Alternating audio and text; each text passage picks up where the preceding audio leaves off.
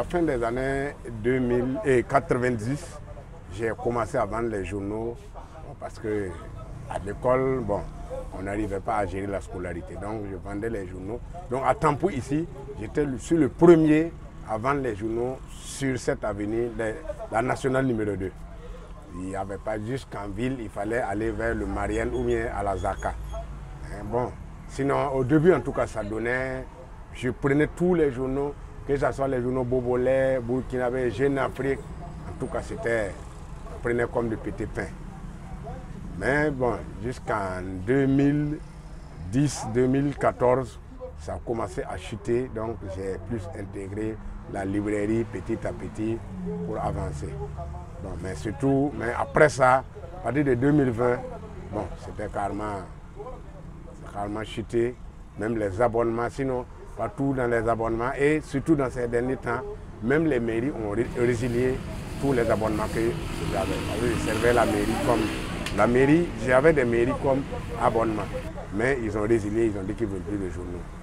J'ai même réalisé plein de choses dans les journaux. Je n'ai pas fait d'autres activités. Après l'école, je n'ai pas eu d'autres activités hormis la vente des journaux et de la librairie. La librairie maintenant que je suis libraire. Sinon, j'ai mis vendre des journaux parce que c'est le travail primaire que j'ai commencé. Mais présentement, à vendre des journaux. C'est les vieux retraités qui viennent prendre des journaux. Ils sont quelques-uns. Souvent les vendredis, leur nombre atteint 7, 8. Sinon, les jours ordinaires, souvent c'est 1, c'est 2. C'est comme ça, ils viennent prendre par jour. Moi, je ne pense pas que c'est le numérique. Parce que je connais des gens qui ont le numérique, mais qui prenaient le journal Le Monde. Des journaux que je prenais à Diakfa pour eux. Et ils continuent de prendre jusqu'à ce qu'il y ait les subventions.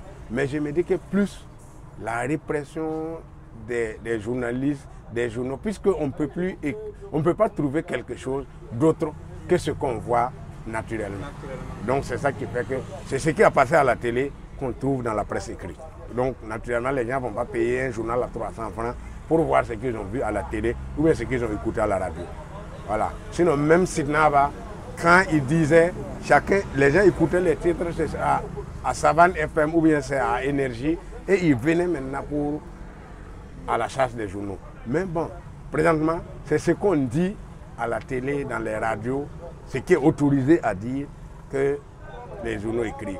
Donc, c'est ce qui fait que rarement, je vous dis, c'est les vendredis, à cause de la lettre pour l'ail, que les gens arrivent à prouver. Parce que là-bas, au moins, il y a des analyses, il y a des lettres ouvertes. Et ça. Plus aujourd'hui, si je me lève le matin, je viens à la librairie. Je ne viens pas vendre des journaux. Si quelqu'un veut un journal, ceux qui ont toujours les journaux, je les dis, ce matin, il faut m'envoyer 2 journaux, 3 journaux, et c'est ça, je prends. Et ce n'est pas évident que quand je prends, il y a quelque chose. Souvent, je prends le journal à 300 francs pour les mettre à 300 francs, parce que c'est des anciens clients, ça fait plus de 20 ans qu'on est ensemble. Je ne peux quand même pas les lâcher à cause de 25 francs ou de 50 francs.